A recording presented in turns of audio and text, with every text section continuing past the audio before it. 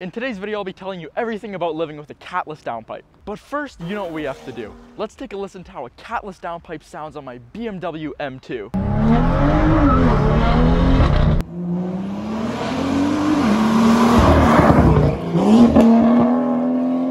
And here's what it used to sound like before. Which brings me on to my first point. It'll totally transform the sound of your car. My BMW M2 had the M Performance exhaust on it from the day I bought it, so it always sounded great, but when I put the catless downpipe on it, oh man, did it ever sound good. Not only did it get a lot louder, it also got much more aggressive, and it was a much deeper tone. I was finally hearing the pure exhaust note of my engine, and it sounded amazing. The pops and cracks also started to sound insane, going under any bridge and letting off on the throttle. You'd think you're in a thunderstorm! Which brings me on to highway driving. With all this extra noise, it must be horrible on the highway, right? Well, yes and no. See, I have a valved exhaust, but even with the valves open, which they are right now, the drone isn't all too bad, depending on which RPM range I'm in. If I start to give a little more gas,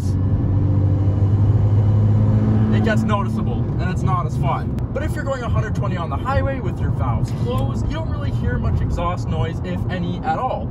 It's honestly like you had a stock exhaust. What about the cold starts? And does it shoot flames now? It probably does. I mean, when I was showing you that clip earlier on of the donuts, I was shooting flames with a stock Cat. So with a flame tune, there's a good chance I'd be shooting huge flames out of this. But did I notice anything else different about the sound? Yes. My intake got a little bit louder.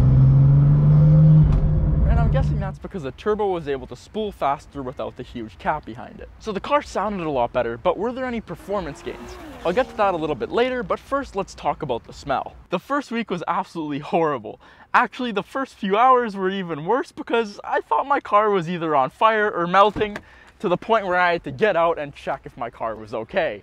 And the reason for this is because when I put the catless downpipe in, I used anti-seize on the O2 sensors so they never get stuck, and I also used penetrator oil on the bolts so that they'd come off a lot easier. After the first week, the smell got a lot better. Unless you were at a stoplight with the windows down, then you definitely smell it a little bit, but it wasn't too bad. A little pro tip is turning on the recirculating air if you know you're going to be sitting somewhere for a while, like a drag strip.